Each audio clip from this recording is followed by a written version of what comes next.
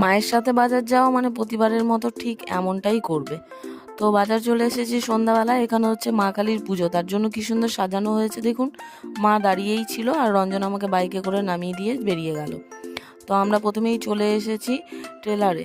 তো এখানে মায়ের যে চুড়িদার পিসগুলো আনা হয়েছিল সেগুলো করাতে দিয়ে দিলাম। করতে মোটামুটি টাইম নেবে বললো, ভালোই 15 দিনের কাছাকাছি টাইম লেগে যাবে। ঠিক আছে, অসুবিধা নেই, করে দিলেই হলো। তারপর চলে এসেছি কসমেটিক্সের দোকানে, বেশ কিছু জিনিস দেখছি। আর বাজারে ভিড়, ঈদের জন্য বিশেষ ভিড় রয়েছে। তো সবজি কিনে তারপর নারকোল কিনে তারপর চলে এসেছি, বললাম যে এমনটাই করে মিষ্টির দোকানে। মা বাজার গেলে মিষ্টি খাবেই, আমাকেও খাওয়াবে, অন্য কিছুর দিকে নজর যাবে না, চল মিষ্টি খাবো মিষ্টির দোকানে। তো চলে এসেছি, রসমালাই নিয়েছিলাম, বেশ সুন্দর ছিল খেতে, ট্রাই করে। তারপর নিয়েছি দুজনে দুটো রসগোল্লা। তারপর সোজা রসগোল্লা খেয়ে চলে এসেছি বাড়ি। কেনাকাটা হয়ে গেছে।